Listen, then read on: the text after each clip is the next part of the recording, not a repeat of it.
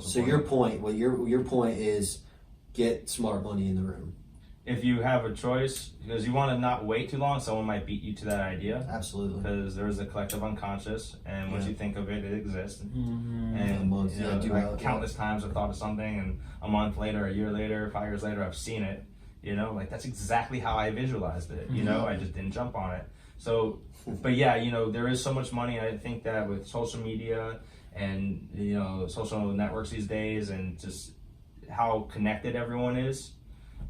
You could really find the right money if you just don't give up, focus on it, and have a clear vision. Because you can't go get money if you don't have a clear vision on what you're doing, especially if you're trying to pitch an idea to someone that's missing a few pieces.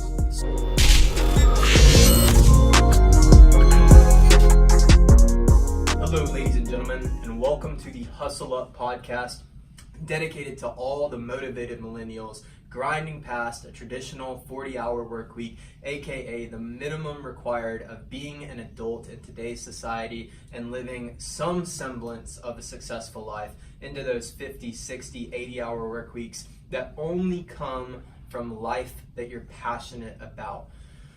My name is Clint. Jonathan. And we are Hustle Up.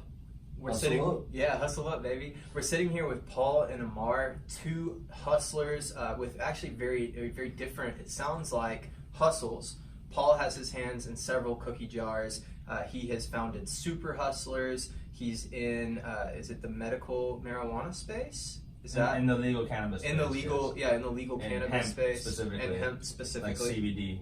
Cool. Yeah. And Amar is the founder of a social media. Did I hear you say it's CLIQ? CLIQ, CLIQ, yeah. CLIQ, as well as he's on DIEMON Records. Yes. And we're going to start with Paul. We're going to dig in a little bit to their stories and bring you some more interviews with cool hustlers. So, Paul, what's your background?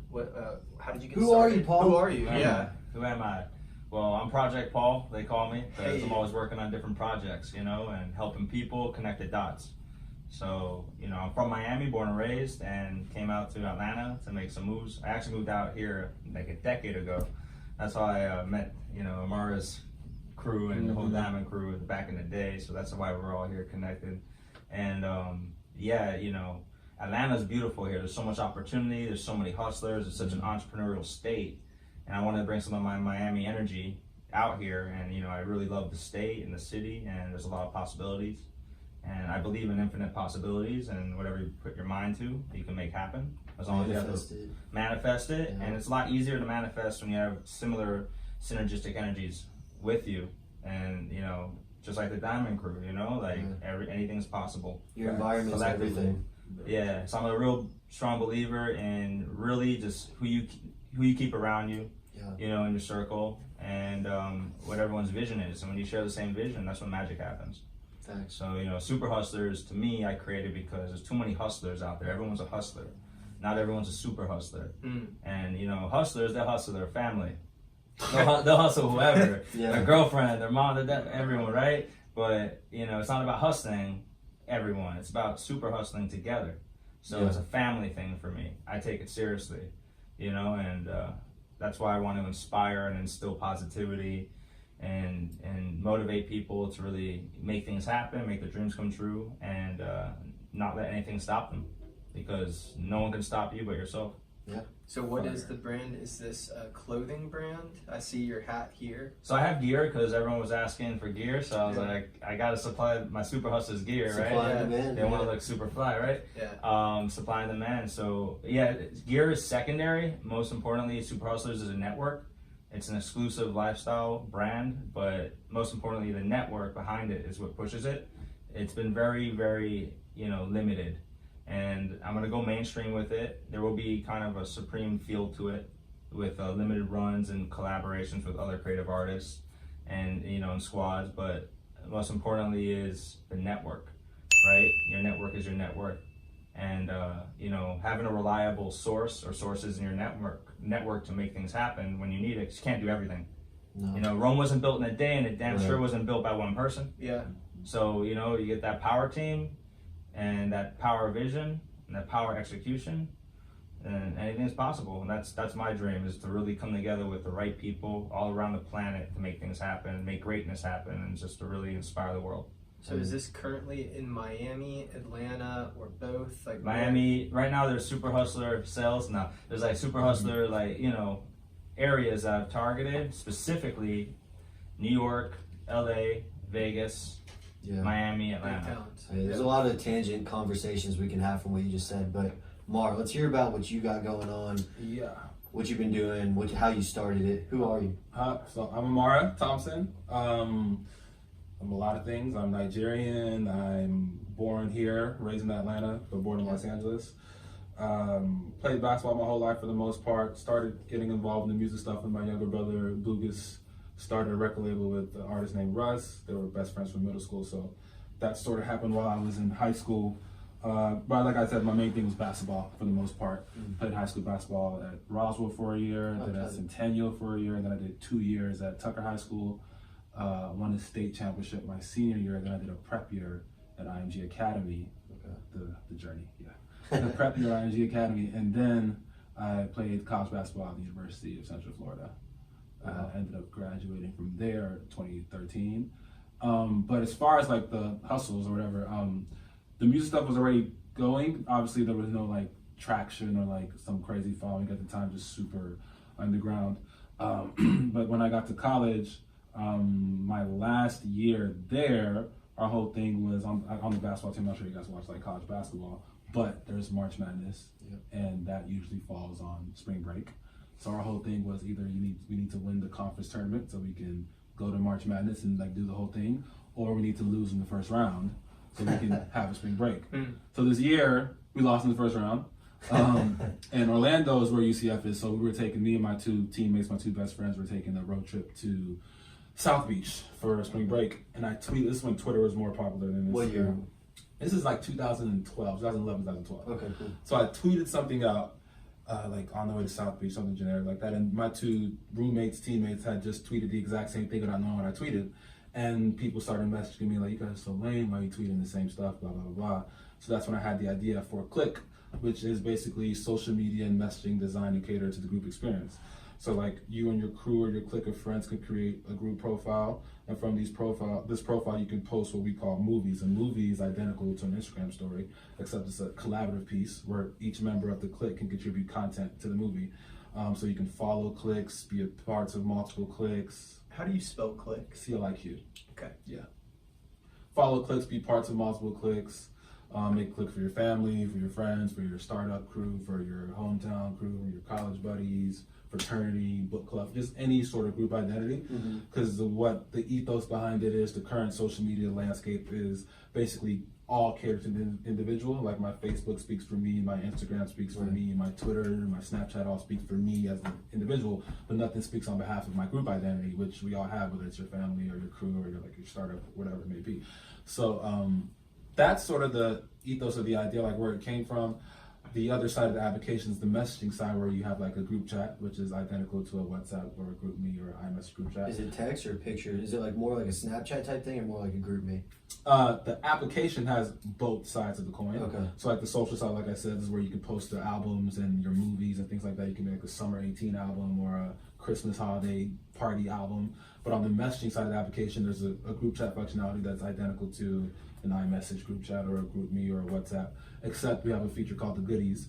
And the Goodies is content that's based on your group's interest that serves as a conversation starter or something that I should go do at a group discount price. That's like the revenue stream is that. So for instance, let's say our crew is into sports and we want to get the highlight from last night's Magic Raptors game. As opposed to seeing it on Instagram or on ESPN, that content is automatically uploaded into your group chat as a conversation starter. Or let's say our clicks in the music and Drake just dropped a new music video. As opposed to seeing it on YouTube or on Instagram or wherever, that content is automatically populated into the group chat by the application. Can you be in multiple cliques at once? Yes, you can be, like say you make cliques for your family, you can join my soccer lover clique, whatever, like you can join multiple cliques, but it's really for your core group of friends. That's like the main spirit behind it, is like your squad, your crew, etc. So that's like how the ads work, and then the group discount deals work in the same way, in the sense where if you wanted to go to the Hawks game as opposed to just seeing the highlights from the game, you can get like 40% off for a party of 4 to go to the Hawks game, or you go to the Rihanna concert. So are you working all these deals out with Right now, we're ripping them off of Groupon. Okay. And So you have like an API connected? yes, or we're building it right now, the API for that. But outside of that, we are also just subscribing to RSS feeds for the content. So let's say your clicks wants like humorous content, we can subscribe to @comedy on Instagram, and everything that they post, we would just upload into your group chat. I'm fascinated by the idea. This is an idea floating around your head. Yes. And then you get the first step. What does the first traction look like to get this from your head onto somebody's phone, onto your phone, Yeah. a limited group? Funny story. Yeah. So the first, well, that's the funny story in that process.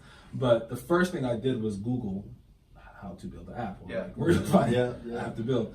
And I stumbled upon some group that was fronted like they were in America, but they were actually in India. Uh-oh. And for sure, I spent like $15,000. Terrible, obviously, code, that terrible everything. But it was great for quote unquote manifestation. Like, Yeah. thought something, it appeared, fire. After that, I asked my dad for some money. He gave me some money. And then I went on to raise additional money from some NBA players like Carlos Boozer, Ty Lawson, Marshawn Brooks, so on and so forth. I had met someone during that time period that had a relationship with a development group that was in Orlando where I was at the time. I was just about to graduate college. So this was all happening at the same time. Well, you already had plugs in the NBA who had money that were willing to invest. No, I didn't have any plugs. I had one friend who was about to go to the NBA. He wasn't in the NBA yet, Marshawn Brooks. But Carlos Boozer, Ty Lawson, all those guys I met through, so we'll go back in the story. I was roommates with Michael Jordan's son, Jeff Jordan, in college. And one day, a friend of his came over, who was like, you sell watches in the mall, just like somebody I didn't know, but he knew. And we were just talking, and I told him I was starting, blah, blah, blah. And he was like, yo, you should meet my boy Jack. Jack played college basketball at the University of Miami, got his jersey retired. You might know Jack McClinton. Sounds familiar. Yeah, he was like one of the best players in Miami history. But he was best friends with Carlos Boozer at the time. So Boozer lives in Miami like full time. So Jack introduced me. I went down to Miami, met with Jack, eventually introduced me to Carlos, and that was our first investor. So this is, we talk about this regularly, and I don't remember the other interview that this came up in, but it was on a past interview too.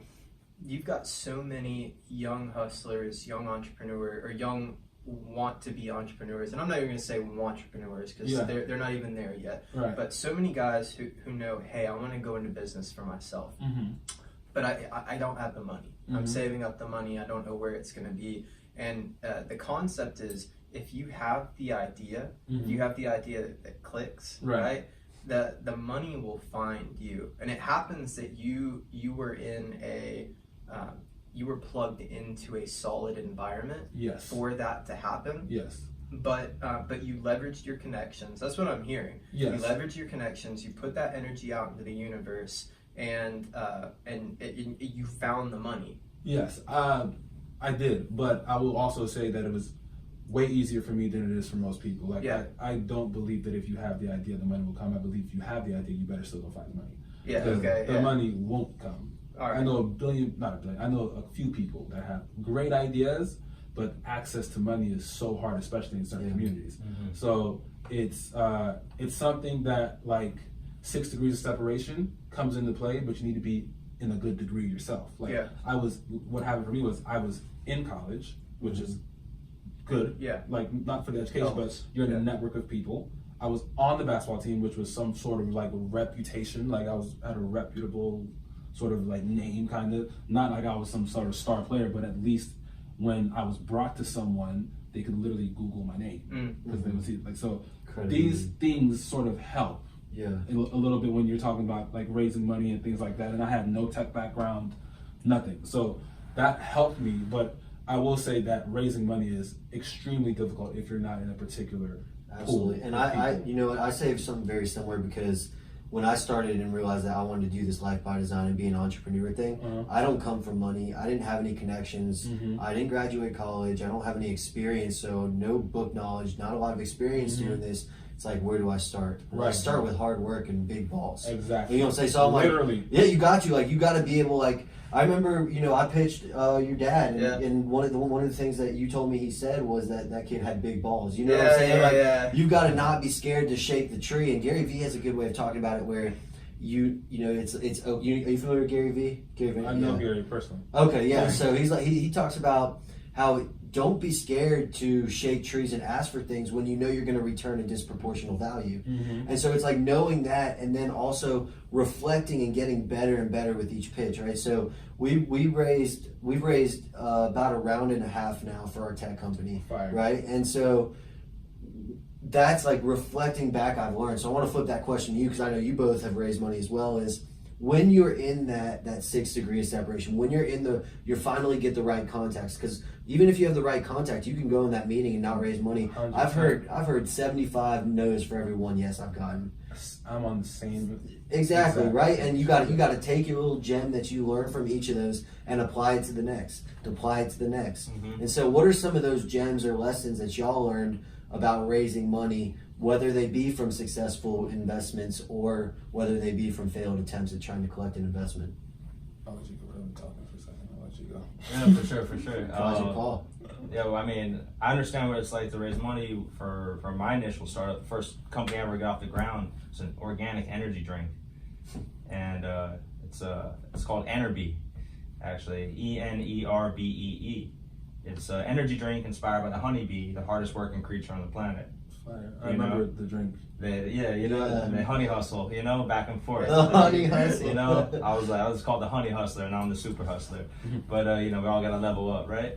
And but yeah, the energy drink. I had this idea in 2006, and I was 20 years old at the time. I came up with it, and in Miami, in my house back in the day, and in between college, I was just enjoying summer. And this idea came to me because I had tried Red Bull, and I was like, there's got to be something better that's healthier for you, and clean. So I came up with this whole idea, and I started figuring out, how am I going to raise money? Mm-hmm. And it's really hard, because you can go with everyone with your great idea, and no one really can see the idea like you see the idea. Mm-hmm. So trying to get someone to get to your level of understanding of what this potential could be is really hard, and if you don't have the network of all these, professionals and celebrities, or which I did have some connections back then at 20, not as much as I have now, but I had to resort to going to family and friends, which is the closest, so I got some funding from my family and friends, and got Enerbee off the ground 6 years later after I thought of the idea. So I was six years from 20 to 26, I was in Atlanta at the time, and I was just like, man, I've been talking about this idea for 6 years. It's about time to get it going, Like, I've been talking about it. It's been speaking into existence. Now it's like, where's the money to get it off the ground? Because energy drink ain't cheap. That first step took you 6 years, so... Yeah, it was 6 years of just, visualizing and, salivating at the idea of this could one day become a reality. How do I get it out of my head into my hands where I can share it with people? Because there's nothing better than being able to share your dream with someone where they can actually crack it open and take a sip, I loved it. That's tight. And I successfully raised $300,000 for that startup. From an idea in my head, which everyone said, oh, it's only an idea. It's only an idea till you get the money and make it a reality, right? And I didn't give up. 6 years of dreaming, and then got it off the ground at 26 years old. I'm 33 now. That was one of my ventures. Got some partners. That ship sailed, and I'm still an equity holder in it, and got into Whole Foods, all that stuff. But it's definitely been a wild ride, and I was inspired for Super Hustlers because of going through the business, just the experiences you go through in startups is just gruesome sometimes, and not easy. But I came up with Super Hustler because I never gave up anything I did, and I'm actually super hustling my way where I'm going to be my own investor. But if I get an outside investment, it will be strategic money as well, because you can go out there and find money these days. There's so much money, so much of it out there, but you want to find smart money. You want to find money that actually, it's not just money. Who's the person behind the money? How can they help you? Who's their network? So it goes back to the network, the Super Hustler network, and who's really involved. But at the same time, another lesson learned is don't be arrogant when you have money at the door. Don't overlook. Right. That's a huge. That's probably Just the biggest. don't wait That's too probably long. the biggest thing I learned being a entrepreneur. I want to be an entrepreneur to an actual like entrepreneur. Like is when you've got money at the door, unless there's a reason really not to take it. Keep your train moving. Keep it going. You have to have a really good reason not to take it But because you can get smart so money- much further along. Smart money is ideal. Yeah, and Right. Russ said one of the hardest quotes ever when he said, "The quicker you come out the game, the quicker you get in the game, the quicker you go out it." And that's just the hardest shit ever. So to me. true. Like, and it is like it's really like you gotta be patient with this shit. And if your first step takes you 6 years, so be it. At least you are literally your vision of someone drinking your drink has manifested. Right. Anything's possible as long as you can really truly visualize it and believe in it and believe in yourself. Most So your point, your point is, get smart money in the room.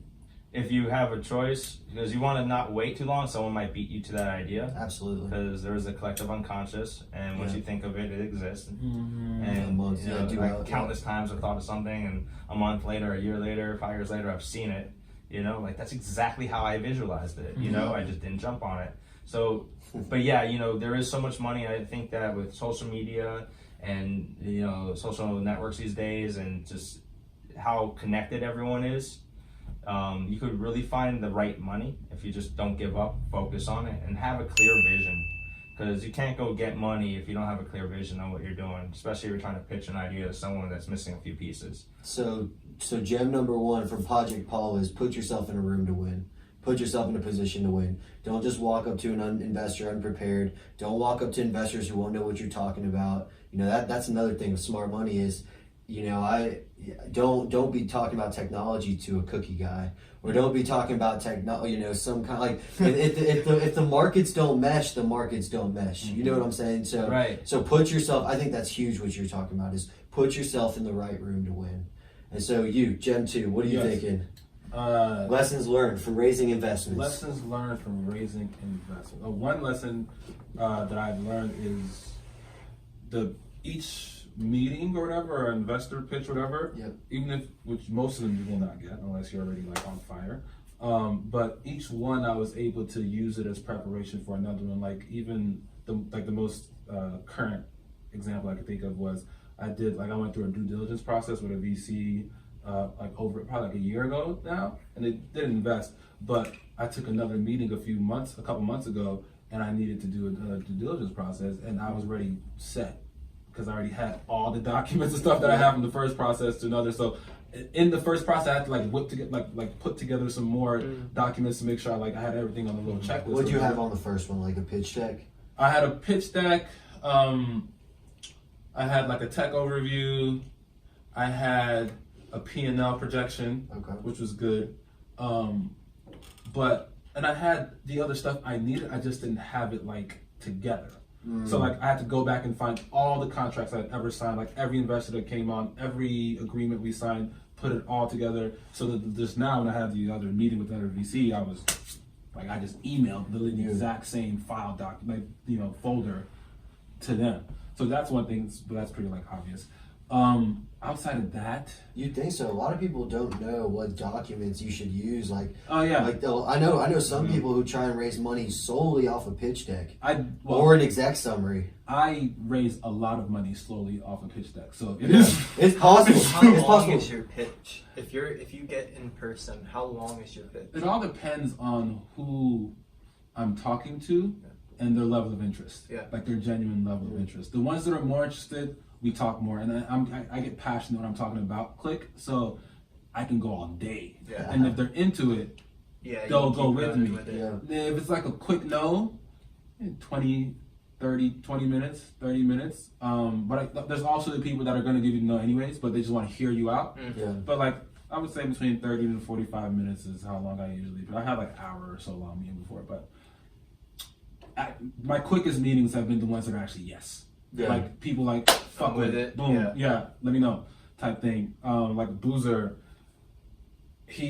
our meeting lasted all of probably 15 minutes, and he was like, "I'm in," and was off to doing his next little thing. That's right. So that was fire. That's cool. Yeah. But most of them don't go that smooth. Most of them they'll say yes, and then you have to get an official yes after you got the verbal yes. Yeah. All types of shit. But outside of that, the one thing that to me I think is the most important is just resilience. Like you talked about 75 no's for every yes. Yeah. I feel like I've gotten 1,000. I have like 12 investors, and I probably have had 12,000 meetings about. Yeah. Like I feel obviously yeah. not literally, but that's super important.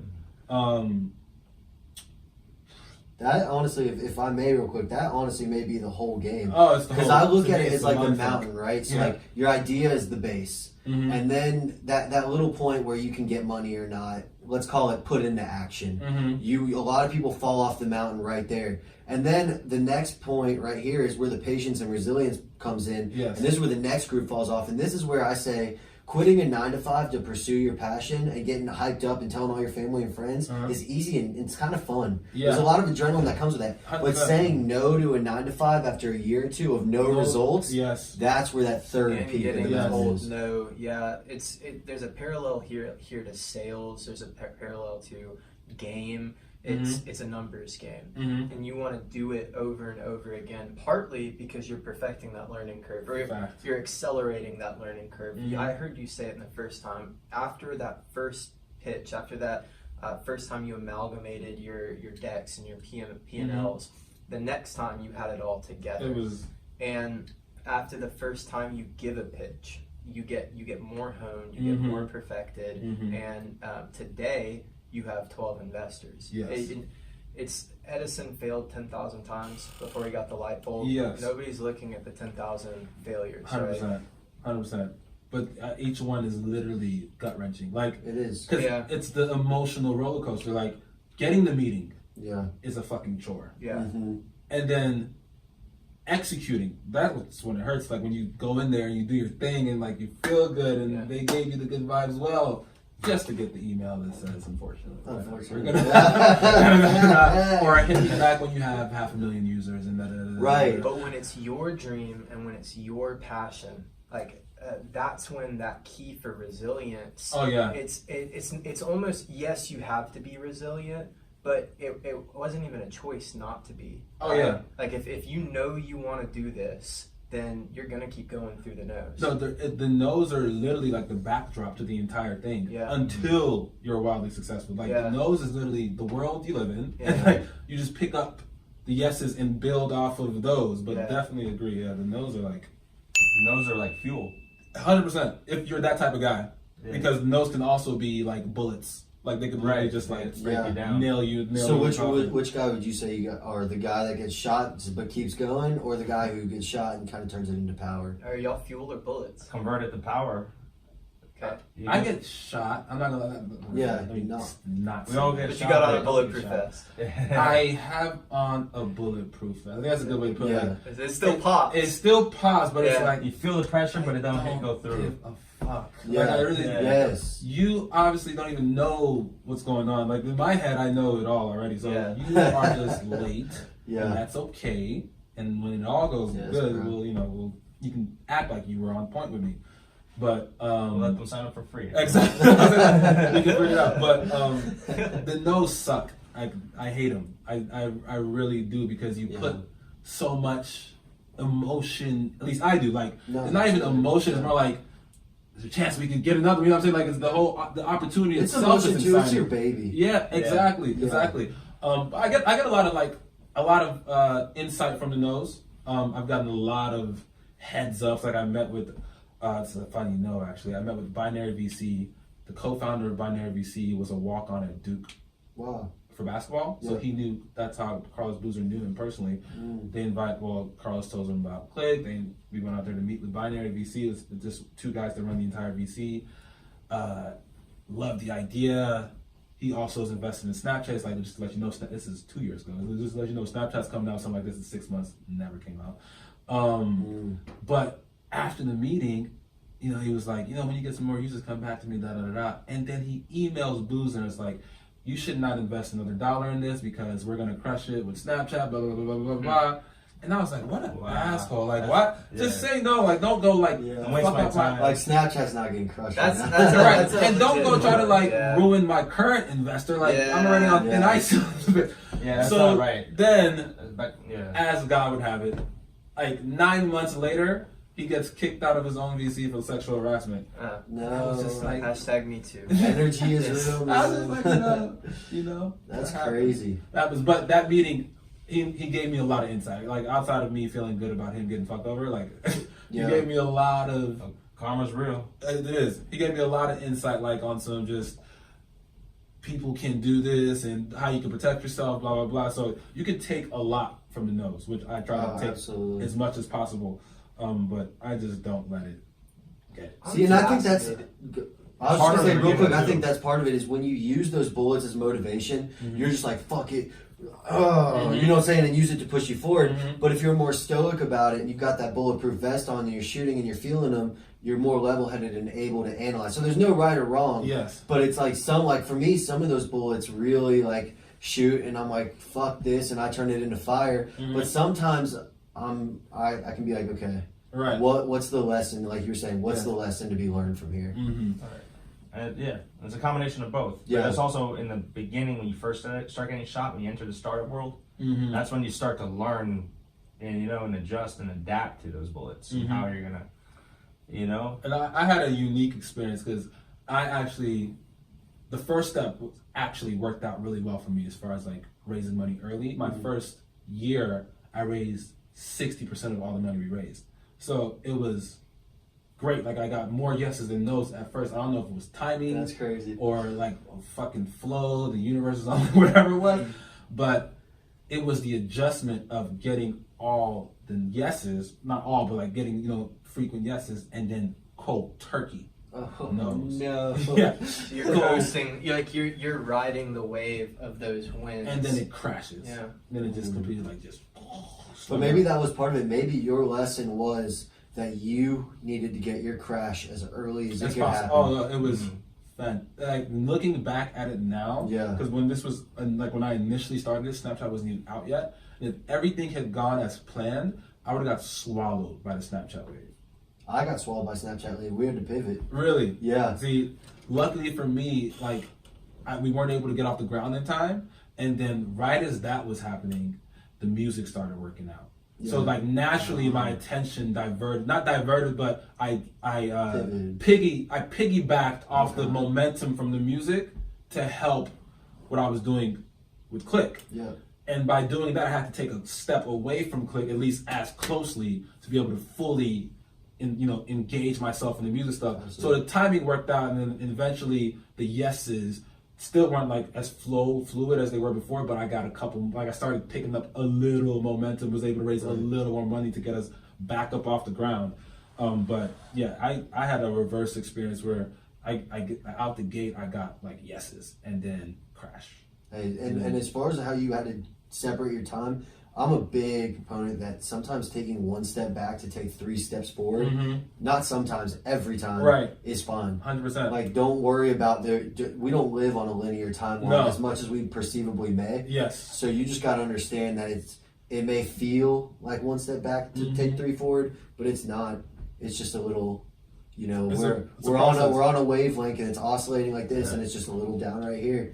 And just go back up, just keeps you moving. Yeah, my dad taught me something about that actually. It calls it the soccer play. Okay. If you watch soccer, often when you're trying to score a goal, they kick the ball, they pass the ball back a couple times just to get the right angle, as opposed to when you're attacking, but when the defense is sort of set up, you kick it back a couple times, then to realign and then try to score the goal. That's right. And that's something that definitely resonated with me.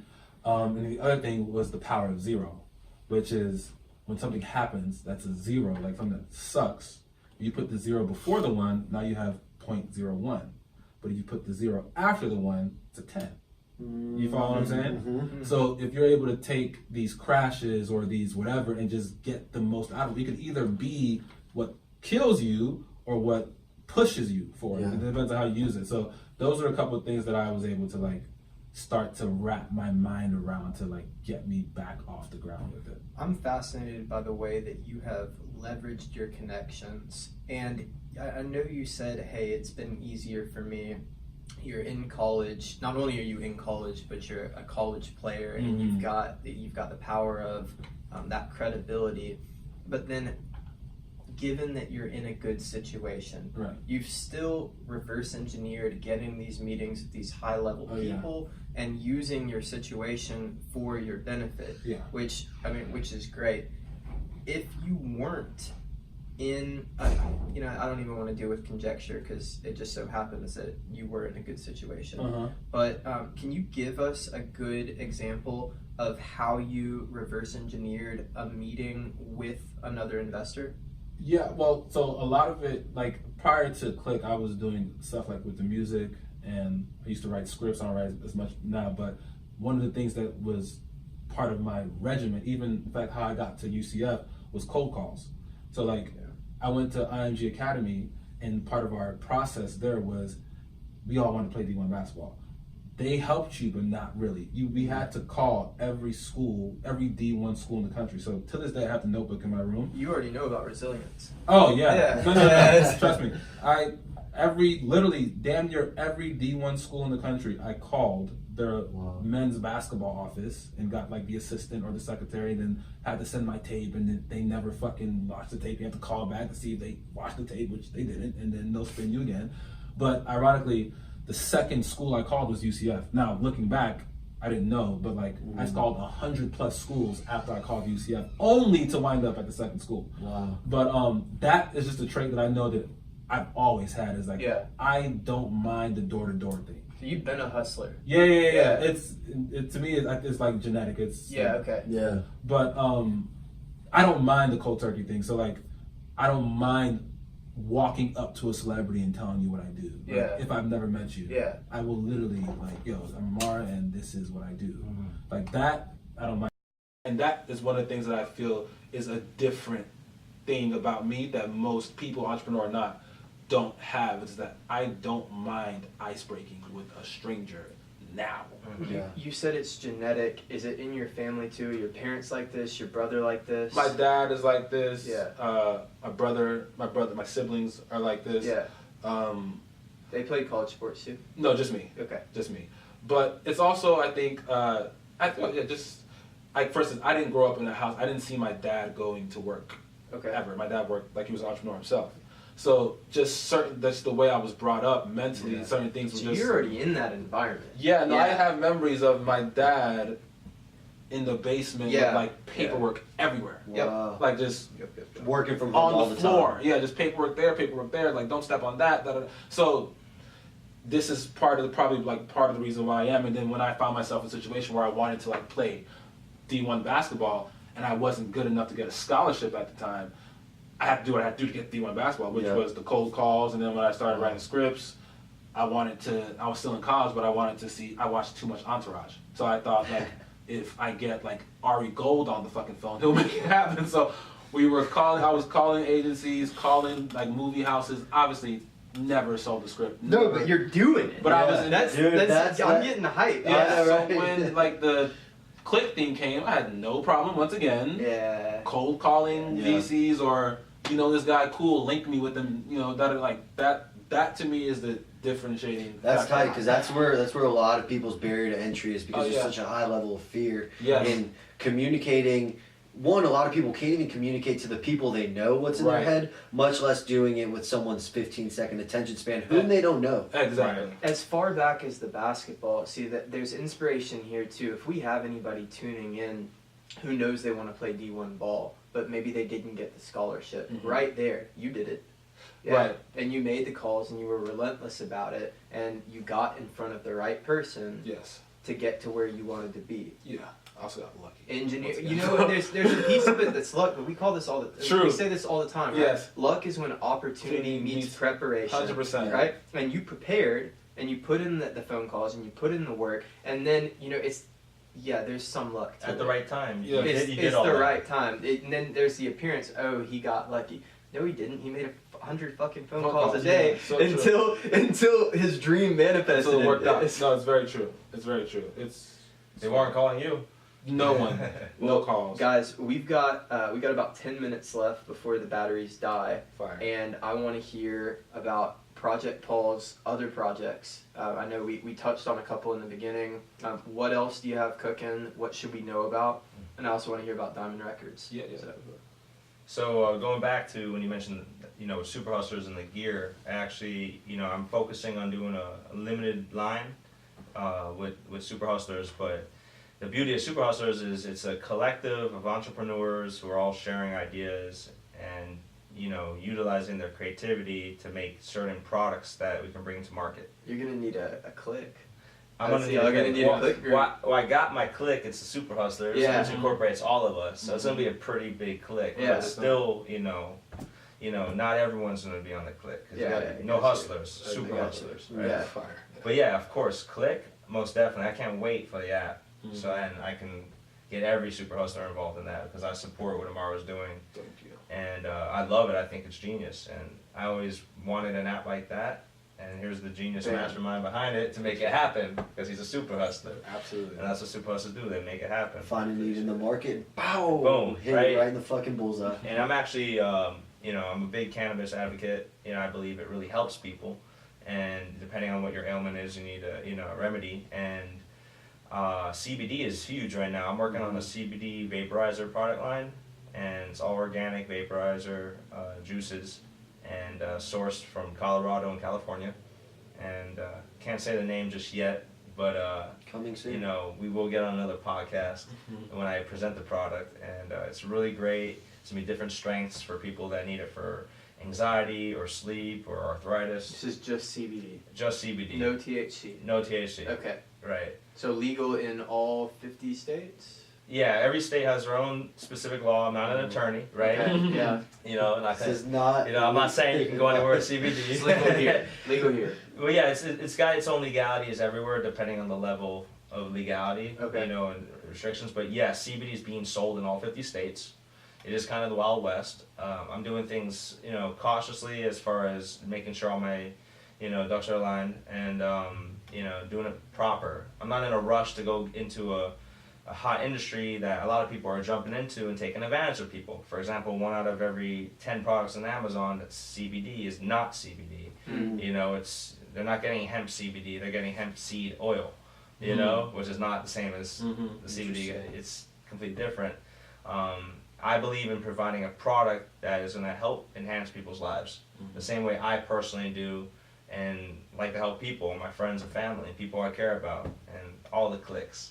And I like doing that with my own energy, my own thoughts, and motivating people, inspiring people to become better versions of themselves. But also, it's nice to have a product that can help pick them up, help them become physically better or mentally better. Actually, I learned something. That's clean and organic. Yeah, dude, and something you just said really resonated with me because I took this marketing class once and heard, and it's just this one line is, you never want to be the hero. You never want to help someone where you're the hero in their story. You want to help them be the hero of their own story.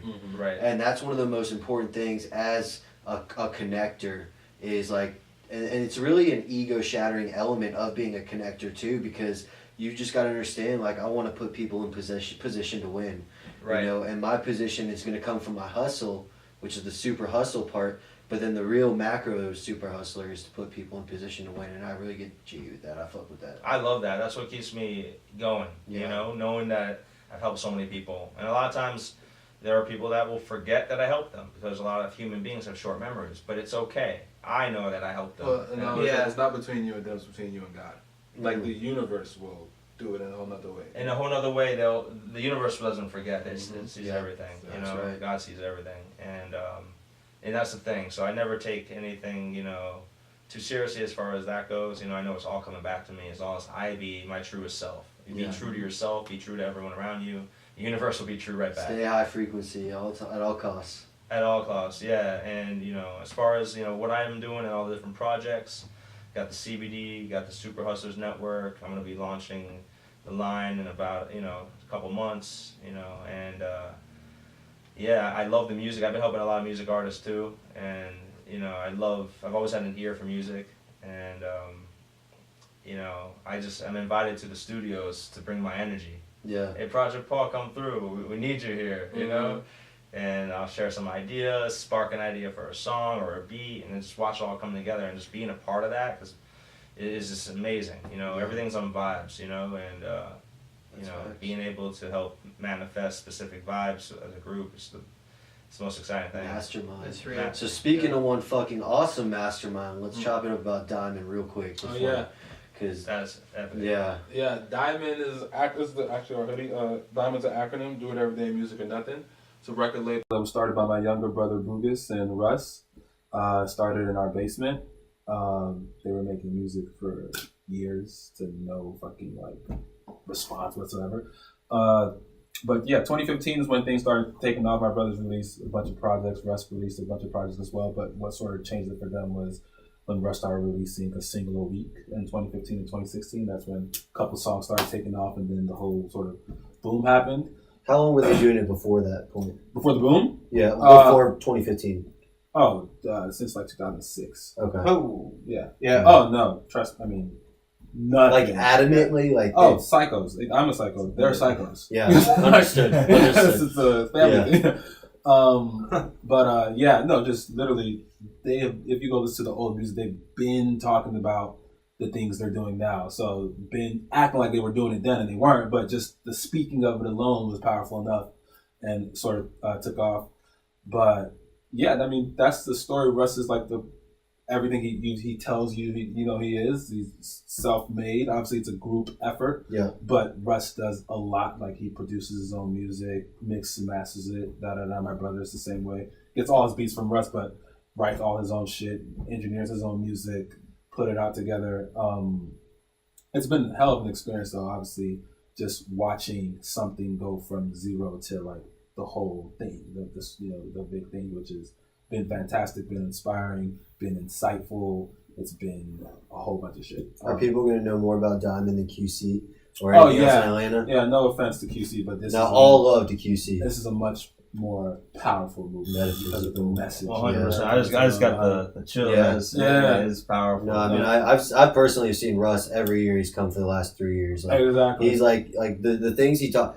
I didn't know that artist talked about what he talks about until I heard him. Yes. Yes, I think also since Nipsey also died, it's going to resonate differently moving forward. Yeah. But I feel like there's been like a palate cleansing or whatever, because there's been a lot of bullshit in rap. Yeah, and I agree. And I have a very spiritual thought about that too, was kind of like when Nipsey's Hustle's body left, his energy dispersed out to all who were on the same frequency. Bro, I felt it. Yeah, same, bro. I was with him that night, bro. I was like, dude. No. Well, because what I realized what it is that myself, a bunch of people saw themselves in Nipsey Hussle, and then subconsciously had a part of you. Like, I didn't listen to Nipsey Hussle every day. I could go verbatim on some certain songs, but I didn't listen to him every day. But he had a part of me subconsciously. I didn't feel the weight of it until he was gone. Then it was like, it's part of that law of attraction message, or like the positivity message when you're consuming content, and be it whether you're watching a TV show or whether like you have a subconscious part of you that is Game of Thrones. You have a subconscious part of you that is your favorite or most influential 100%. Artist. And when that message is coming in, especially if it's something that resonates, that's that energy, that's that subconscious part of you. Those words, when they're entering your ears or they're going into your brain, they're becoming your thoughts. Yes. Even if it's just temporarily. 100%. The more you identify with those thoughts, the stronger that connection is made. 100%. Entourage was the backdrop to my life, I repeat, for like 2 years straight. I literally, a day didn't go by when I didn't rewatch the episode. I can still go verbatim on certain episodes, but my life turned into Entourage at a certain Best of point. Ari Gold is still a classic on YouTube. Man. Yes. 100%. Yeah. Shit. So I think that you're right, 100%. There is, even when the first books I read that were on that whole law of attraction thing, like Magic Ladder of Success and 7 Spiritual Laws and all that type of shit. It wasn't so much that I was learning. I learned certain things, like especially when we talk about the frequencies and all that type of shit, but a lot of it was things that I sort of already knew, but reading it. Conceptualized. Yeah, reading it made it like, holy shit. Like, it brought it almost back to life. Like, it was like, oh, I'm not crazy. Or like, oh, I kind of knew that, but this is like reassuring kind of. So I definitely agree that like there's, once you are getting tidbits of things. When did you start reading, and how important do you think it is to growth? Huge. So my younger brother Bugus actually put me on all that shit. Like, I was already in the headspace, obviously, but when he gave me the Magic Ladder Success was the first book I read like that, and my mind was blown. Like, it was like, once again, it was shit. Most of it was shit I already kind of knew. Yeah. But the way it was articulated and like put, clearly for you to understand, it was like, oh, but the age, I was 20 years old. And I went on a reading binge. As soon as I read that, I read like 7 of those type of books in a row, back to back, back to back to back.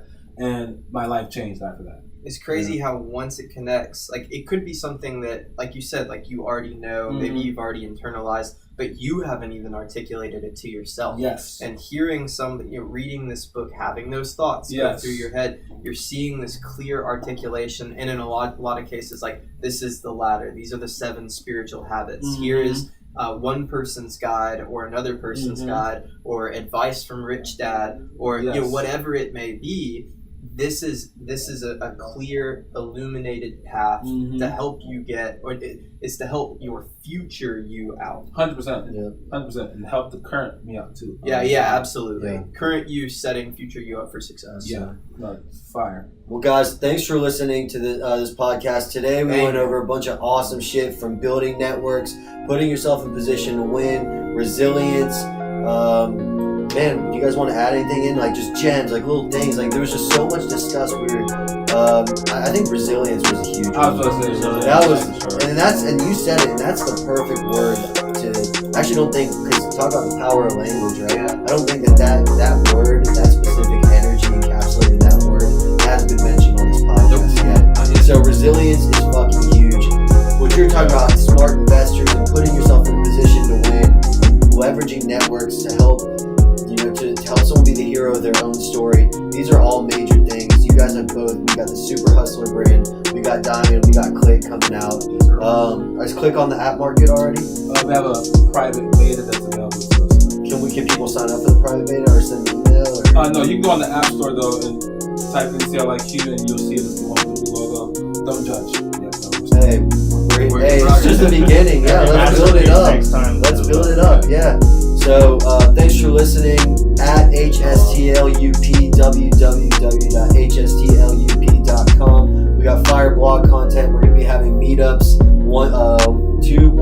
twice a month. 2 Tuesdays every month. We're gonna have video content, more awesome conversations with people who are out here fucking doing things and not just talking about it. Super hustlers, and making it happen. We are making it happen. Resilience. I'm Jonathan. I'm Clint. Amara, Paul. Thank you guys so much for coming on. Until next time, hustle up. Guys, that was fire.